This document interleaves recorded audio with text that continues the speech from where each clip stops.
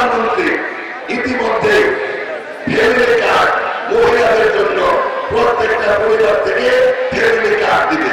এই ফ্যামিলি কার্ডের মাধ্যমে আমাদের প্রত্যেকটা পরিবার মায়েরা 2,500 টাকা মাসে পাবে। আমাদের প্রধানমন্ত্রী মসজিদের ইমাম মুয়াজ্জিন খতিবকে সরকারি ভাতা দিবে। আপনারা শুনছেন ইতিমধ্যে তালিকা সম্পন্ন হয়ে গেছে। আমাদের প্রধানমন্ত্রী 10,000 টাকা কৃষি ঋণ সুদ সহ মওকুফ করছে। সম্মানিত এলাকাবাসী, তাই আমাদের প্রধানমন্ত্রীর প্রতিশ্রুতি বাস্তবায়ন করতে হলে এই শেরপুর 3 আসনে ধানের শীষের পক্ষে ব্যাপকভাবে ভোটে তার কর্মসূচি সফল করার আহ্বান এবং অনুরোধ জানাচ্ছি। সম্মানিত এলাকাবাসী, আমাদের এই শ্রীমতী উপজেলা অবহেলিত উপজেলা, আমাদের উপজেলায় বন্য হাতি এবং মানুষের যে যুদ্ধ, এই বন্য হাতি প্রতিহত করতে হবে। আমাদের এই শ্রীমতীতে আমাদের স্টেডিয়াম নাই, যুবক তরুণদের খেলার ব্যবস্থা করতে হবে। আমাদের ভারত মুক্ত করতে হবে শ্রীমতী উপজেলা।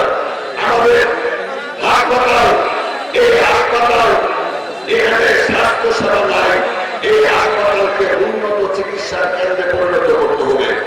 আমাদের এলাকায় যুবক তরুণদের কর্মসংস্থানের ব্যবস্থা করতে হবে। আমাদের এলাকার যোগাযোগ ব্যবস্থার উন্নয়ন করতে হবে।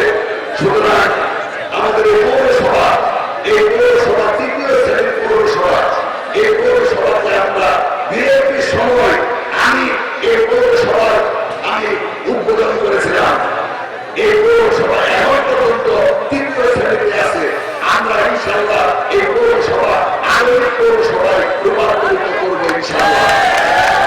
সম্মানিত এলাকাবাসী, সেই জন্য আগামী 9 তারিখ কেউ যেন বাড়িতে না থাকে, প্রত্যেকটা মহিলা পুরুষ ভোট কেন্দ্রে আসতে হবে। ভোট শুরু হবে 7:30টায়, ভোট শেষ হবে 4:30টায়। প্রত্যেকেই যেন সকাল সকাল ভোট কেন্দ্রে হাজির হন। এই দায়িত্ব আপনাদের সকলে। শুধুমাত্র নেতা কর্মী দিয়ে ভোটের ব্যবধান বাড়ানো সম্ভব না। আগামী 3 দিন আপনারা যারা এখানে কষ্ট করে আসছেন, আপনাদেরকে দায়িত্ব নিতে হবে। ধানের শীষের প্রতি নিজের মনে করে আগামী 3 দিন আপনাদের পরিবার, আত্মীয় স্বজন, গ্রামবাসীর পক্ষে ধানের শীষে ভোট চাবেন এবং নির্বাচনের 9 তারিখে মাহবুব থেকে শুরু করে প্রত্যেকেই ভোট কেন্দ্রে হাজির হবেন ইনশাআল্লাহ।